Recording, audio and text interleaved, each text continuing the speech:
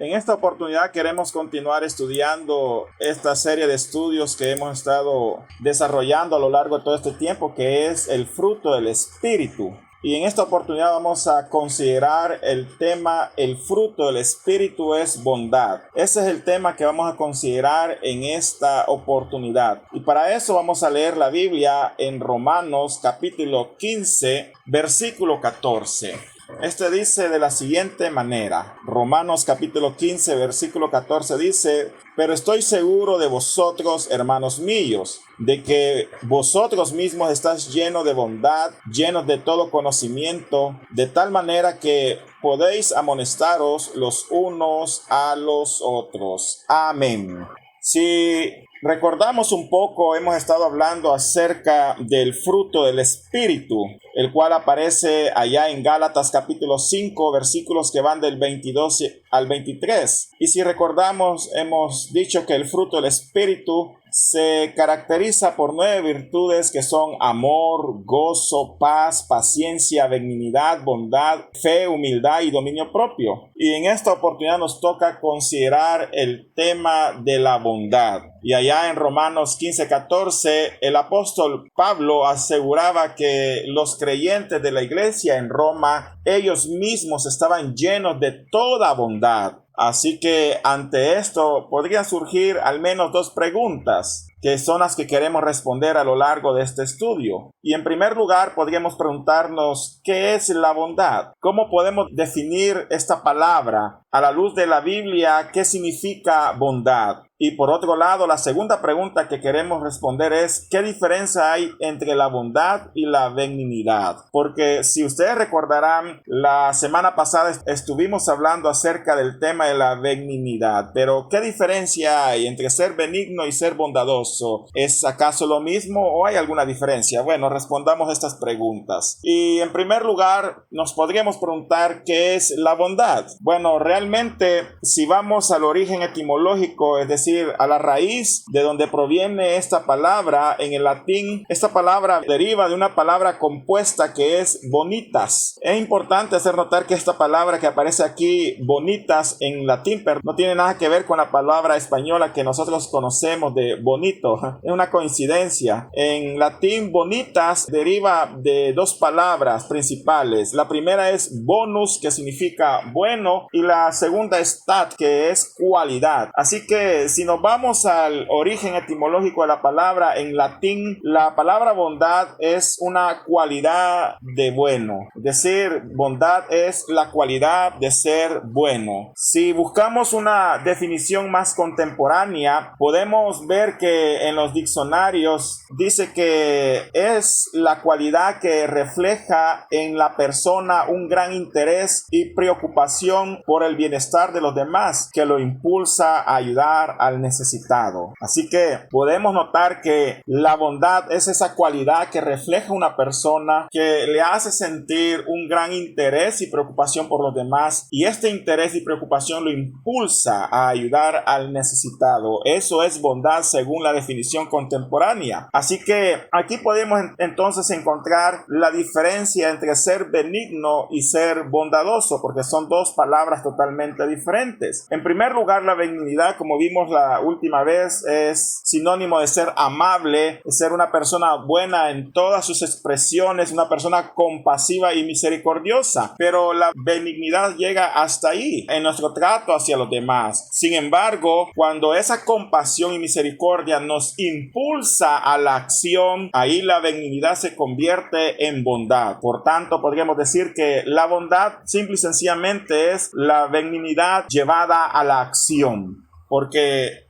a través de la benignidad expresamos todos esos sentimientos de compasión, misericordia, nos hace personas amables, comprensivas y agradables delante de los demás. Pero esos buenos sentimientos y esas buenas características nos impulsan también a la acción, y es ahí donde entra la bondad. Ahora tratemos de definir esta palabra desde la perspectiva bíblica, y para eso uno puede ir al idioma original en el cual se escribió el Nuevo Testamento. Todos sabemos que el Nuevo Testamento se escribió en griego y la palabra bondad se traduce de la palabra griega agasosune. Y agasosune, según algunos expertos bíblicos, dicen que es una palabra que el Evangelio introdujo en el vocablo griego. Y esta palabra expresa la disposición de una persona para realizar buenas obras. Entonces, la bondad es esa disposición para realizar buenas obras. Y si esto es así, uno podría definir entonces la bondad, que la bondad no solo busca hacer buenas obras a favor de su prójimo, sino que también busca asegurar su bienestar a través de un acompañamiento y un apoyo en la vida de las demás personas. Algunos expertos bíblicos afirman que la bondad bíblica no solo se traduce en buenas obras por hacer buenas obras, sino que realmente estas buenas obras buscan mejorar y asegurar el bienestar físico y espiritual de las personas a través de apoyarlos y acompañarlos a lo largo de su vida hasta que estas personas sean capaces de salir por sí mismos o valerse por sí mismos en sus vidas. Así que esto es la bondad, es buscar hacer buenas obras. La bondad es una característica o es una cualidad o es una virtud que nos impulsa a desarrollar buenas obras a favor de los necesitados. Y las buenas obras son muy importantes en el cristianismo. Y cuando hablamos de buenas obras es importante considerar algunas cosas. Lo primero que debemos entender acerca de las buenas obras es que somos salvos por gracia, no por obras. Yo creo que todos los que estamos aquí conectados, o al menos la mayoría, estamos de acuerdo que la salvación no es por obra. Las obras no son necesarias para salvarnos, porque somos salvos por gracia. Y así lo define Efesios capítulo 2, versículo del 8 al 9. Dice, porque por gracia sois salvos por medio de la fe. Y esto no de vosotros, pues es un don de Dios, no por obras, para que nadie se gloríe. Si se dan cuenta, estos versículos son muy famosos y todos sabemos que la salvación es por gracia, es un regalo de Dios, es un don de Dios que se obtiene por medio de la fe. Y esto no es de nosotros, pues es un regalo de Dios y no es por obras para que nadie se gloríe. En este sentido, sabemos que para alcanzar la salvación de Dios, para alcanzar la vida eterna, el hombre y la mujer no necesitan hacer buenas obras, porque no hay obras suficientes que sean capaces de agradar a Dios para salvación de nuestras almas. Nuestra fe está puesta en lo que Jesús hizo en la cruz del Calvario y en función de esa fe Dios nos salva. Por eso dice, no por obras para que nadie se gloríe, pues es un don de Dios. Por gracia sois salvos. Sin embargo, esto no significa que los cristianos no estamos llamados a hacer buenas obras. Oiga bien, el hecho de que seamos salvos por gracia y no por obras no significa que los cristianos no estamos llamados a hacer buenas obras. Y Pablo lo aclara a continuación en el versículo 10 del capítulo 2. Generalmente cuando se leen estos versículos se leen del 8 al 9, pero rara vez se ve que alguien llegue al versículo 10, donde Pablo aclara que realmente es cierto, por gracia somos salvos por medio de la fe, y esto no es de nosotros, pues es un don de Dios, no por obras para que nadie se gloríe. Pero mire lo que dice Pablo en el versículo 10, porque somos hechura suya, creados en Cristo Jesús para buenas obras, las cuales Dios preparó de antemano para que anduviésemos en ellas. Entonces, esto nos enseña que es cierto, somos salvos no por obras. Mi fe en Cristo Jesús es suficiente para que yo pueda alcanzar la vida eterna. No hay obras que sean suficientes para que yo alcance la salvación. Es mi fe en Cristo Jesús. Sin embargo, esto no significa que una vez salvo, Dios no me llama a realizar buenas obras, porque Pablo dice que somos hechura hechura de Dios, creados en Cristo Jesús para buenas obras. Es decir, Dios ha preparado de antemano para que nosotros andemos en buenas obras, porque las buenas obras son consecuencia de la transformación, de la regeneración que el Espíritu Santo provoca en mí y que me hace producir frutos agradables delante de su presencia, frutos que no solo se reflejan en mi manera de ser, sino que me impulsan a hacer lo bueno, me impulsan a ayudar al necesitado, me impulsan a reflejar todas esas características que pueden ayudar a las personas. Por eso Pablo decía que somos creados en Cristo Jesús para buenas obras, las cuales Dios preparó de antemano para que anduviésemos en ellas, de tal manera que nosotros no podemos concebir una vida cristiana lejos de las buenas obras. Nadie puede ser un cristiano ermitaño que no se meta con nadie, que él vive solo y ha puesto su fe en Jesús, pero si esa fe no lo lleva a más cosas, a producir un fruto agradable, a ayudar al prójimo, debería preguntarse si está produciendo los frutos del Espíritu que se reflejan a través de las buenas acciones, a través de las virtudes maravillosas de las cuales hemos estado hablando a lo largo de todo este tiempo. Así que las buenas obras son la expresión visible de nuestra fe. Oiga bien, somos salvos por gracia, no por obras, pero las buenas obras son la expresión visible. Otros dicen que las buenas obras son la evidencia de nuestra salvación. Es la obra que se logra ver, esa transformación que el hombre y la mujer pueden ver en aquellas personas que han recibido a Cristo en su corazón, porque antes vivíamos perdidos en nuestros pecados, antes vivíamos en un mundo de maldad, éramos egoístas, personas que quizás tenían vicios, personas que vivían en terribles maldades, pero cuando Cristo viene a nuestro corazón y creemos para vida eterna en Jesús, el Espíritu Santo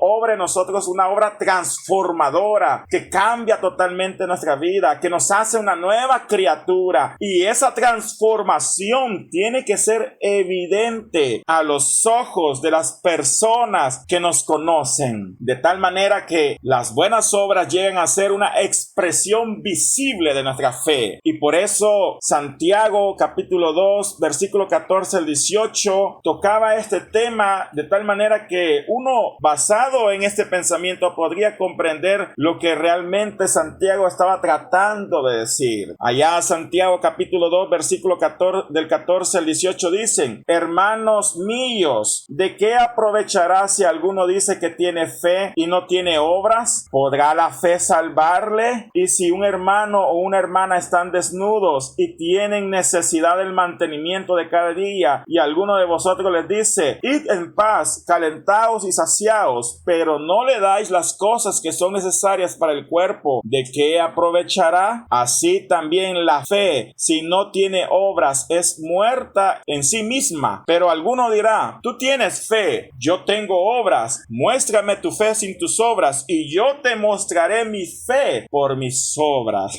Algunos toman estos versículos como para defender la salvación por medio de obras, pero si nos enfocamos un poco en este concepto que estamos desarrollando de que las buenas obras son la expresión visible de nuestra fe, uno podría comprender lo que Santiago está tratando de decirle a sus lectores. Él le decía: ¿de qué aprovecha si alguien dice que tiene fe pero no tiene buenas obras, no se interesa por los necesitados? ¿De qué sirve decir él que es salvo si realmente sus acciones no confirman la obra que Cristo ha hecho en su vida? Por eso Santiago decía: tú tienes fe y yo tengo obras, muéstrame tu fe sin tus obras, pero yo a través de mis obras te mostraré mi fe. ¿Por qué? Porque la vida de Santiago, la vida de santidad, la vida de pureza que Santiago vivía, las buenas obras que Santiago hacía a favor de los necesitados, eran una evidencia contundente de la transformación que Cristo había operado en él por medio de su fe. Santiago tenía fe, Santiago creía en Jesús como Salvador de su vida, pero él sabía que esta transformación de su corazón lo había llevado a un punto tal donde las buenas obras eran evidentes, no por méritos propios, propios, porque realmente las buenas obras que hacemos no son mérito propio de nosotros, sino que son consecuencia de la transformación que Cristo ha hecho en nuestros corazones, quitando toda amargura, quitando todo rencor, quitando todo pecado, liberándonos de las cadenas que nos ataban a la vieja vida. Cristo vino a nuestra vida, nos transformó, nos hizo una nueva criatura, y como agradecimiento y como resultado de la obra regeneradora, ahora podemos dar buen fruto, porque Cristo lo ha hecho posible, porque un día decidimos creer. Así que como creyentes definitivamente estamos llamados a hacer buenas obras. No podemos ser cristianos y no hacer buenas obras. No podemos ser cristianos y ser indiferentes a las necesidades de la gente, a las necesidades de la iglesia, a las necesidades de las personas que nos rodean. No podemos tener un corazón duro, un corazón insensible ante la crisis que el mundo vive y llamarnos cristianos y decir que tenemos fe. Definitivamente la fe se expresa a través de buenas obras, para que a través de nuestras buenas obras, a través de nuestro testimonio, a través de la evidencia física de lo que Cristo ha hecho en nosotros, las demás personas crean en Jesús y vean el cambio que Cristo ha provocado en nosotros. La verdad que las palabras pueden convencer, pero el testimonio arrastra y persuade mucho más que muchas palabras. Alguien puede ser un excelente orador, alguien puede ser un excelente predicador de la palabra, pero de nada sirve si sus obras, si su testimonio no está en armonía con el mensaje del evangelio que predica. A veces lo que transforma, lo que convierte más personas es el testimonio evidente de las personas, y de igual manera a veces lo que ahuyenta más a las personas es el mal testimonio. Por eso nosotros debemos considerar las buenas obras en nuestra vida cristiana, y en la Biblia hay un buen ejemplo de bondad, y el ejemplo es el ejemplo de Bernabé. Si ustedes revisan el libro de Hechos de los Apóstoles, ahí pueden encontrar a este personaje. Bernabé es uno de los personajes que quizás a lo mejor pasa desapercibido, ya que aunque sí tiene un poco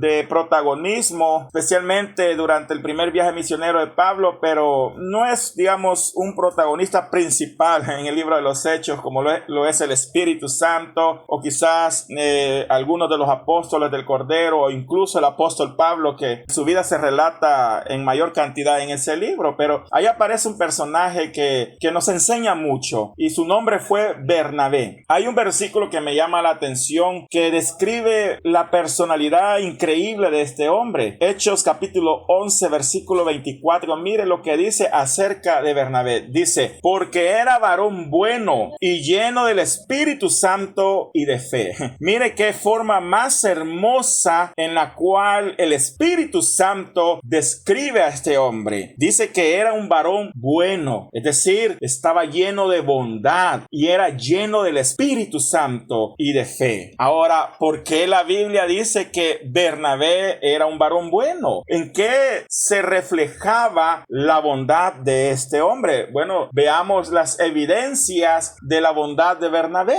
Y en primer lugar, Bernabé era un hombre bondadoso porque ayudaba a los pobres con sus bienes. Mire cómo Bernabé hacía para expresar su bondad. Allá en Hechos capítulo 4 versículos que van del 36 al 37 nos dice: entonces José, a quien los apóstoles pusieron por sobrenombre Bernabé, que traducido es hijo de consolación, levita, natural de Chipre, como tenía una heredad, la vendió y trajo el precio y lo puso a los pies de los apóstoles. Este versículo nos arroja más características acerca de la personalidad bondadosa de Bernabé. En primer lugar, se nos dice que su nombre original era José. Él era un levita, es decir, era israelita, era de la tribu de Leví y era natural de Chipre. Ahí se había criado, y este era muy conocido por los apóstoles, a tal punto de que los apóstoles le pusieron por sobrenombre Bernabé. Bernabé fue un sobrenombre que él se ganó. Pero ¿por qué le pusieron este sobrenombre? Bueno, Bernabé lo que significa es hijo de consolación. Imagínese el sobrenombre sobrenombre que esta persona se ganó. Se llamaba Hijo de Consolación porque era tan bondadoso que él había decidido vender parte de su heredad y traer ese dinero, traer ese precio a los pies de los apóstoles, porque los apóstoles eran los encargados de repartir estos bienes en medio de toda la iglesia, de tal manera que no hubiese necesitado entre ellos. Tanto era el amor que tenía Bernabé por las almas, por sus compatriotas, por sus hermanos en Cristo, que él fue y vendió una heredad y ese dinero lo trajo completo a los pies de los apóstoles para ayudar a sus hermanos. Y su sobrenombre, que era Bernabé, era bien ganado porque realmente era hijo de consolación. Quiera Dios que cada uno de nosotros también imite la fe de este hombre, porque realmente la fe va más allá de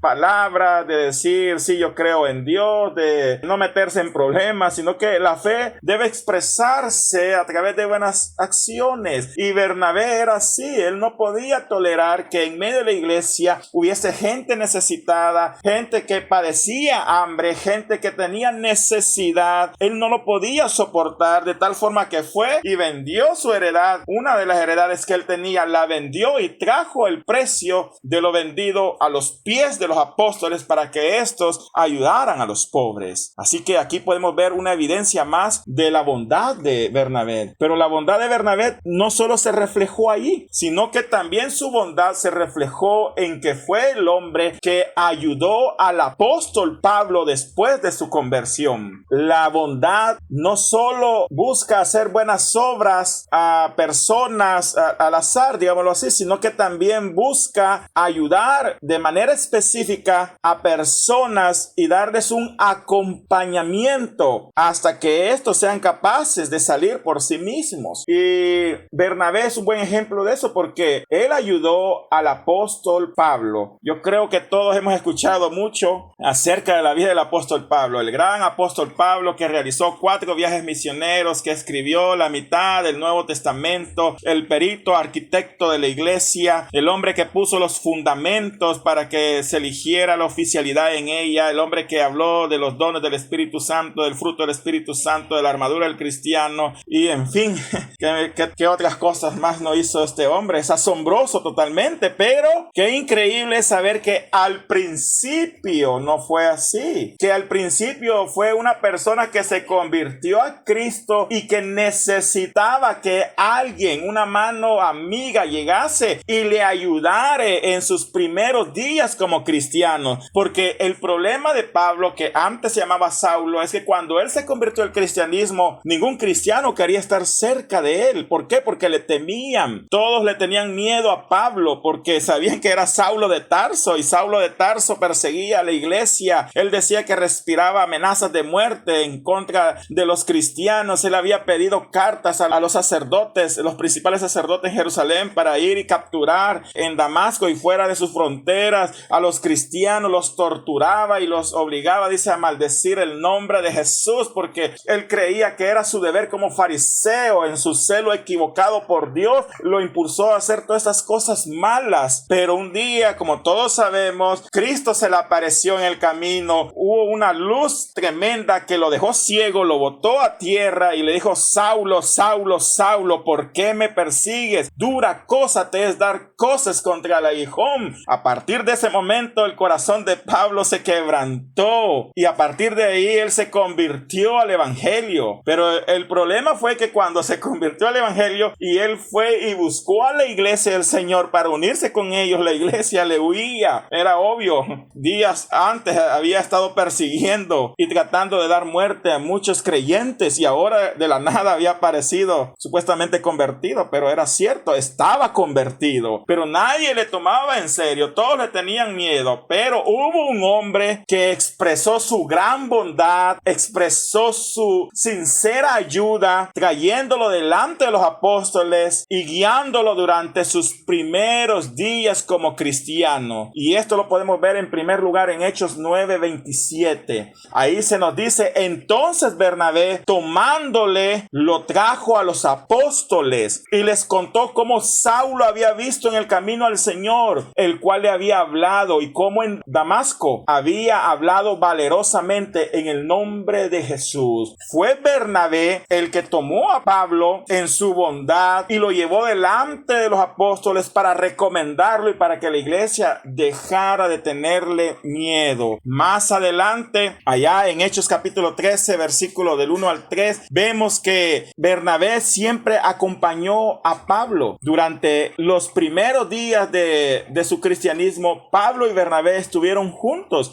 y pareciera que como Bernabé era el creyente de mayor experiencia, Pablo aprendió de él. En los primeros pasos del evangelio, Bernabé estuvo al lado de Pablo para apoyarlo, para ayudarle a crecer en la fe. Y tanto fue así que un día el Espíritu Santo, estando ellos en ayuno y oración junto con otros maestros y profetas, el Espíritu habló en Antioquía y les dijo: apartadme a Pablo y Bernabé para la obra del ministerio para el cual los he preparado. Y así inició su ministerio como apóstoles del Señor. Esto lo podemos ver en Hechos capítulo 13, versículos del 1 al 3. Y a partir de ahí, a partir de los siguientes versículos, podemos ver cómo Dios comienza a usar a estos dos hombres e inician su primer viaje misionero, donde Bernabé estuvo a la par de Pablo como compañero fiel, ayudándole en todo momento. Y no fue sino que hasta su segundo viaje misionero que ya Pablo y Bernabé se separaron. Pero para ese momento Pablo había crecido en la fe y obviamente él desarrolló, en el caso de Pablo, un ministerio extraordinario. Pero fue gracias a que al principio de su vida cristiana hubo una persona que estuvo allí para apoyarle, para darle la mano. Quizás a lo mejor cuando uno piensa en el ministerio de Pablo, quizás uno o la mayoría de personas no recuerdan a Bernabé, pero la verdad que ahí estuvo Bernabé para apoyarlo, para ayudarle cuando más lo necesitó. Y esa es la bondad. Cada uno de nosotros esforcémonos por apoyar a las personas. Uno no sabe, esa persona que quizás a lo mejor no encuentra un apoyo, no encuentra la ayuda que necesite, uno no sabe lo que va a llegar a ser en el futuro. A lo mejor muchos de ellos serán mejores líderes de lo que nosotros somos, pero nosotros en nuestra bondad debemos ayudarles, debemos apoyarles, y la bondad se expresa en esas buenas obras que ayudan a los demás a crecer, a salir adelante, no para que siempre estén dependiendo de nosotros, sino que la bondad ayuda a que le demos ese acompañamiento, ese seguimiento necesario, los días suficientes para que ellos crezcan y sean capaces de salir adelante por sí mismos. Pero eso es gracias al apoyo que le podemos dar a las personas. La bondad de Bernabé no solo terminó ahí, no solo fue el hombre que ayudó en los primeros días al apóstol Pablo a adaptarse a su vida cristiana, sino que también Bernabé fue el hombre que apoyó a Juan Marcos cuando Pablo lo rechazó porque los había abandonado en su primer viaje misionero. Y aquí vemos otro ejemplo de cómo Bernabé apoyó a otra persona que ciertamente cometió un error y lamentablemente había fallado porque los había abandonado en su primer viaje misionero, y cuando quisieron iniciar su segundo viaje misionero, Pablo no quería llevarse a Juan Marcos porque él los había abandonado, pero Bernabé decidió apoyar a Juan Marcos. Miren lo que dice Hechos capítulo 15, versículo 37 al 39. Dice: y Bernabé quería que llevasen consigo a Juan, el que tenía por sobrenombre Marcos, pero a Pablo no le parecía bien llevar consigo al que se había apartado de ellos desde Panfilia y no había ido con ellos a la obra. Y hubo tal desacuerdo entre ellos que se separaron el uno del otro. Bernabé, tomando a Marcos, navegó a Chipre. Aquí vemos la discusión que hubo entre los dos siervos, y tanta fue la discusión por Juan Marcos porque Pablo no quería llevárselo, no quería incluirlo en su segundo viaje misionero, porque Juan Marcos había cometido el error de haberlos abandonado durante su primer viaje misionero, y por un error que él había cometido, que era un error que sí ciertamente había sido grave, por eso Pablo no quería quería volver a trabajar con él, pero tanto era el amor y la bondad que Bernabé tenía que decidió apoyar a Juan Marcos dándole una segunda oportunidad. Y tanto fue la diferencia que hubo entre Bernabé y Pablo que al final los dos se separaron y al final Pablo tomó a Silas e inició su segundo viaje misionero y Bernabé tomó aparte a Juan Marcos y se fueron por su camino. Pero aquí podemos ver cómo Bernabé apoyó a Juan Marcos. A pesar de los errores que éste había cometido, él creyó en él. Y este voto de confianza que se le dio a Juan Marcos, que Bernabé le dio a Juan Marcos, fue lo que lo ayudó a afirmarse en el evangelio. Porque años después, gracias al apoyo que Bernabé le había dado a Juan Marcos, este se convirtió en un hombre confiable en la iglesia del Señor. Por ejemplo, Pedro lo reconocía como uno de sus hijos en la fe. Allá en 1 de Pedro 5:13 dice: la iglesia que está en Babilonia, elegida juntamente con vosotros, y Marcos, mi hijo, os saludan. Mire cómo Pedro se refiere a Marcos. Se refiere como mi hijo. Pedro lo veía como su hijo en la fe. Y esto era porque Marcos se había convertido en uno de los cristianos confiables en la iglesia del Señor. De igual forma, años después, incluso el mismo apóstol Pablo, que al principio lo veía como alguien en el que no se podía confiar, años después para Pablo era un hombre útil para su ministerio. Mire lo que dice Pablo en 2 Timoteo 4:11. Él dice: toma a Marcos y tráele contigo, porque me es útil para el ministerio. Oiga bien,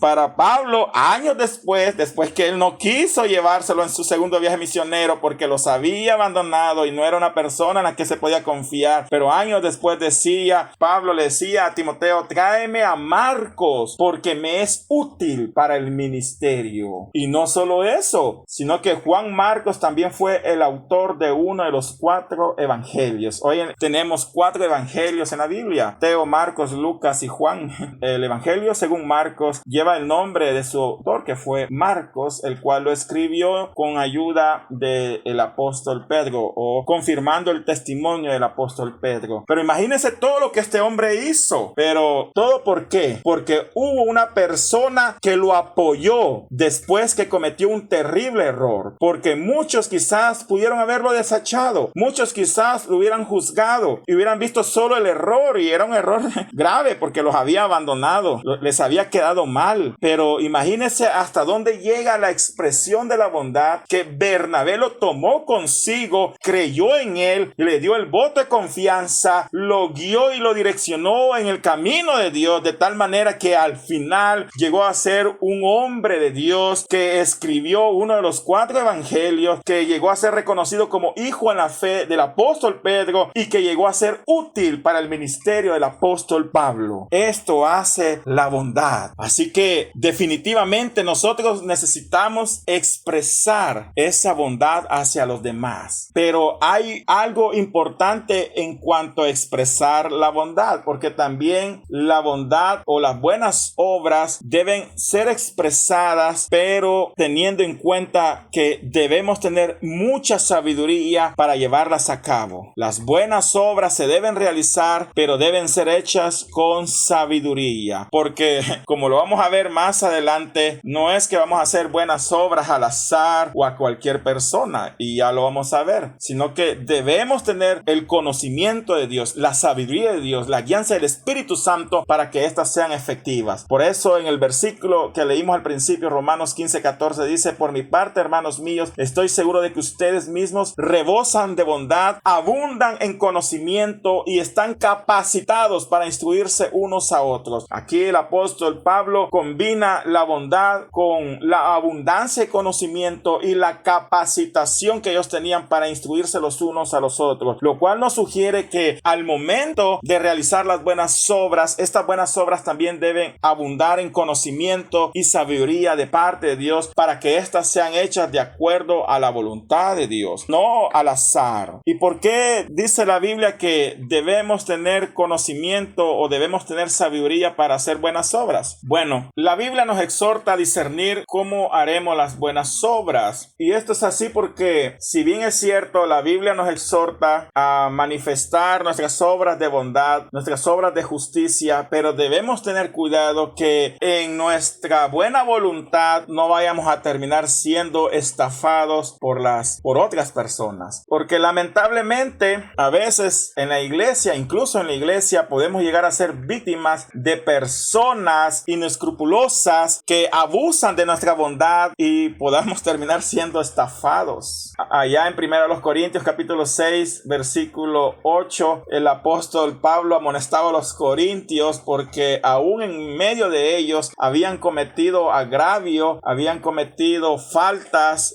se habían estafado los unos a los otros, se habían defraudado los unos a los otros, aún entre los hermanos. Oiga bien, Pablo hablaba ahí en 1 Corintios 6:8 de fraudes, no entre personas de afuera y la iglesia, sino que entre los hermanos. O sea que en medio de la iglesia pueden haber personas fraudulentas o puede haber cizaña, personas malintencionadas que se meten con el objetivo de aparentar necesidad y en esa supuesta necesidad abusar del buen corazón de los hermanos, pidiendo un tipo de ayuda, pero todo es un fraude porque buscan cómo sacar dinero o algún beneficio de las personas. Ahí es que necesitamos sabiduría, porque sí, hasta el momento hemos hablado de la importancia de las buenas obras. Hemos visto el ejemplo de Bernabé, cómo el hombre puso a disposición de los apóstoles parte de su heredad para que distribuyeran el dinero, los apóstoles a los pobres de la iglesia. Hemos visto cómo él apoyó a Pablo y a Marcos para que llegaran a ser grandes hombres de Dios.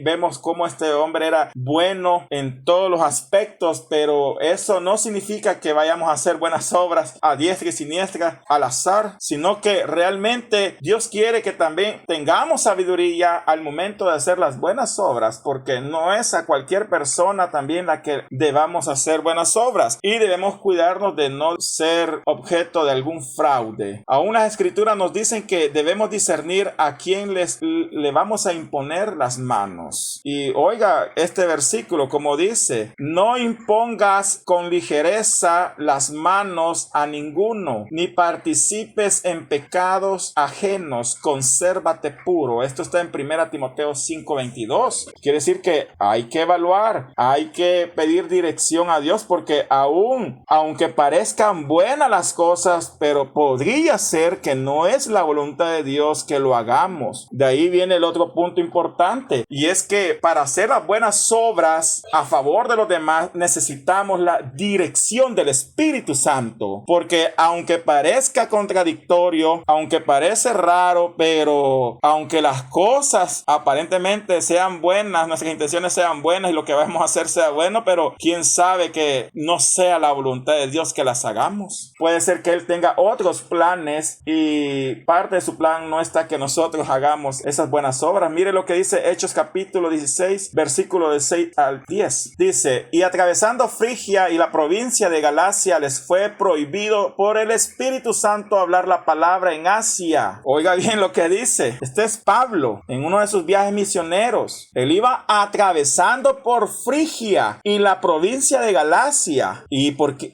él andaba atravesando esas provincias? Porque él quería predicar el mensaje del evangelio. Pero oiga bien lo que le pasó. Dice que les fue prohibido por el Espíritu Santo hablar la palabra en Asia. ¿Por qué? Pues la verdad es que no sé, pero se lo prohibió. Y sigue el versículo diciendo: y cuando llegaron a Misia intentaron ir a Bitinia, pero el Espíritu no se los permitió. No le permitió el Espíritu Santo a Pablo avanzar a Bitinia. Obviamente tenía intenciones nobles el apóstol de ir a Bitinia. Cuántas almas quizás necesitaban la predicación de la palabra de Dios, pero no estaba en la voluntad del Espíritu Santo que Pablo fuera el instrumento, al menos no en este momento, para llevar la palabra de Dios. ¿Por qué? Quizás porque tenía otros planes para él, quizás porque habían otros obreros en Bitinia, no lo sé, pero mire, el Espíritu Santo no se lo permitió. Y continúan los versículos y dicen: y pasando junto a Misia descendieron a Troas, y se le mostró a Pablo una visión de noche. Un varón macedonio estaba de pie rogándole y diciéndole: pasa a Macedonia y ayúdanos. Cuando vio la visión, enseguida procuramos venir para Macedonia, dando por cierto que Dios nos llamaba para que les anunciásemos el evangelio. evangelio. Así que aquí vemos que Pablo hizo muchos intentos pasando por diferentes provincias, pasó por Frigia, pasó por la provincia de Galacia, pero el Espíritu Santo les prohibió hablar. Luego intentaron ir a Bitinia, pero de igual manera el Espíritu se los prohibió. Ahora Pablo quiere ir a predicar el evangelio, a hacer buenas obras, a transmitir el mensaje de salvación a los necesitados, pero por alguna razón el Espíritu Santo se los prohibió, porque el Espíritu Santo tenía otros planes para ellos. Y fue ahí donde vio de noche en visión un varón macedonio que le decía: ven y pasa a Macedonia y ayúdanos. Y ahí el apóstol entendió que tenían que ir a la región de Macedonia. Así que podemos ver cómo en esto de hacer el bien, en esto incluso de transmitir el mensaje del evangelio a través de un ministerio, cuán importante es la guianza del Espíritu Santo, porque no significa que nosotros nos vamos a meter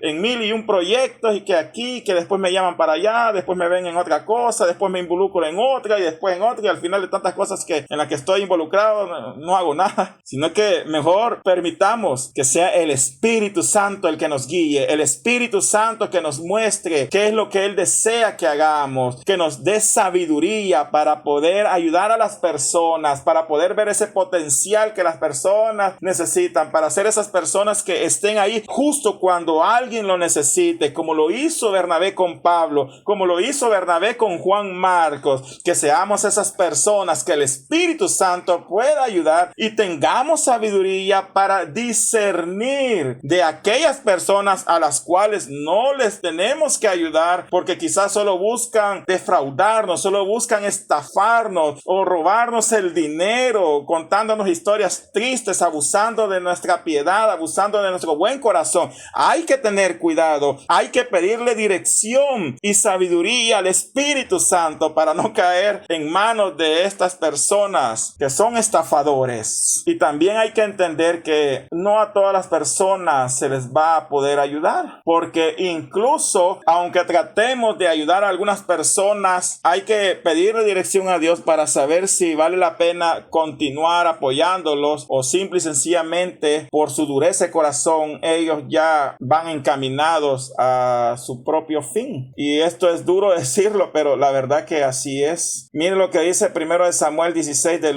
versículo 1. Dice: aquí estaba Samuel, el profeta Samuel. Él había ungido a Saúl como rey de Israel, pero yo creo que todos conocemos la historia. Tristemente Saúl comenzó bien, pero su corazón se desvió de Dios y desobedeció una y otra vez su palabra, a tal punto de que llegó el momento donde cometió su último error y Dios lo desechó. Y qué duro es oír que Dios lo desechó. Y eso, que Dios lo desechó, significa que por mucho que intercedieran por él, por mucho que pidieran, por muchos ayunos, por mucho que se le intentara ayudar a Saúl, el hombre ya no cambiaría, porque por su dureza de corazón él se había encaminado a este triste destino. Y mire lo que Dios le dice a Samuel, porque Samuel estaba triste. Samuel lloraba a Saúl porque le había tomado cariño. Era el primer rey de Israel que le había ungido. Era el ungido de Jehová. La esperanza de Samuel era que a su muerte el rey Saúl dirigiera como ungido del Señor a Israel. Pero lamentablemente no ocurrió así. Y el corazón de Samuel se entristeció en gran manera. Y mire lo que dice 1 Samuel 16:1. Dice: dijo Jehová a Samuel: ¿hasta cuándo llorarás a Saúl, habiéndolo yo desechado para que no reine sobre Israel? Llena tu cuerno de aceite y ve, te enviaré a Isaí de Belén, porque de sus hijos me he provisto de rey.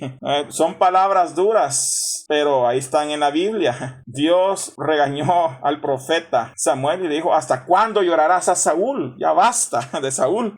Saúl lamentablemente ya no se podía hacer nada por él. Ya no había nada que Samuel pudiese hacer por Saúl, por mucho que llorara, por mucho que pidiera a Dios por Saúl. Pero el corazón de Saúl se había endurecido tanto que su propia maldad lo había conducido a la condición en la cual se encontraba y a su fin en el futuro. Uno debe entender a través través de este pasaje y otros que a veces hay personas a las que no vamos a poder seguir ayudando y uno debe ser capaz de discernir hasta qué momento uno puede seguir ayudando a las personas, porque en nuestro buen corazón uno puede ir y ayudar a las personas, uno las ve en necesidad extrema, pasando crisis, problemas, una situación tras otra, uno va, les ayuda con víveres, les ayuda materialmente, les lleva la palabra de Dios, les exhorta, los invita a la iglesia, les lleva una predicación a la casa. Pero a mí me ha pasado en lo particular que, bueno, algunas de estas personas aprovechan la ayuda y con la ayuda del Señor ellos salen adelante y ellos se convierten a Dios y les son fieles a Dios. Pero tristemente también he visto casos, y me imagino que tal vez algunos de ustedes también los han presenciado, que hay personas que por mucho que se les ayude, ellos quieren ayuda material y quieren que Dios los ayude, pero no quieren convertirse ni sujetarse a Dios. Y dígame, ¿y ahí qué vamos a hacer?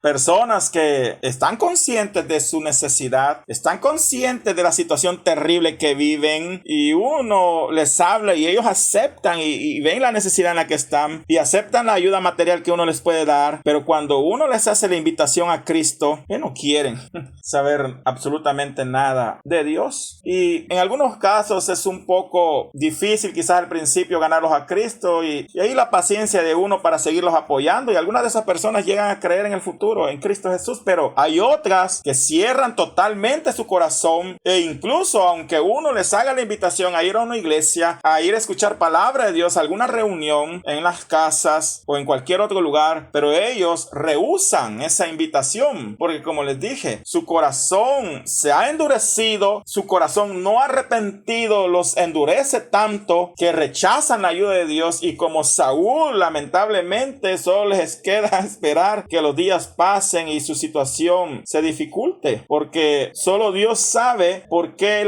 los corazones de esas personas se endurecen tanto, que aunque uno les hable, aunque uno les muestre el camino de paz, pero ellos persisten en permanecer en su estado. Y ahí es donde uno debe tener sabiduría para saber hasta cuánto tiempo permaneceremos ofreciendo la ayuda, porque dígame qué sentido hay seguir ayudando a personas que no quieren nada con Dios, pero sí quieren la ayuda que les podemos ofrecer. Como le digo, hay que pedirle sabiduría a Dios para saber discernir hasta qué momento, porque pueden haber personas que en el momento no quieren nada con Dios, pero con el tiempo dan los frutos de arrepentimiento, pero hay otras que no, y podemos terminar siendo defraudados por ellos. Entonces, pidámosle sabiduría a Dios. Al final, lo que podemos resaltar de todo esto es que ciertamente Dios nos ha llamado a hacer buenas obras. Por eso Pablo decía en Gálatas 6:10, así que según tengamos oportunidad, hagamos el bien a todos, y mayormente a los de la familia de la fe. Pero que sean estas obras con sabiduría. Pidámosle a Dios sabiduría para que sepamos cómo es que debemos hacer estas buenas obras. Así que oremos esta noche a Dios y pidamos que sea Él el que nos ayude para tener sabiduría para hacer estas buenas obras, y que estas buenas obras sean efectivas porque sea en la guianza de su Espíritu Santo, y que sean obras que ayuden a los demás a conocer a Cristo, y que a través de ese conocimiento en Cristo ellos experimenten también una transformación total de sus vidas y puedan heredar la vida eterna. Oremos. Padre que estás en los cielos, gracias te damos, Señor, por este estudio. Te damos gracias, Señor, porque a través de este fruto tú nos enseñas la importancia de hacer buenas obras. Te damos las gracias porque somos salvos por gracia, no por obra, Señor, pero nuestro corazón está agradecido contigo porque por medio de esta fe preciosa podemos heredar la vida eterna, y en función de esta fe, Señor, tú has producido en nosotros todos estos frutos maravillosos que nos impulsan también a ayudar a los necesitados. Ayúdanos, Señor, a ser hombres y mujeres buenos, que nuestras buenas obras ayuden a los necesitados,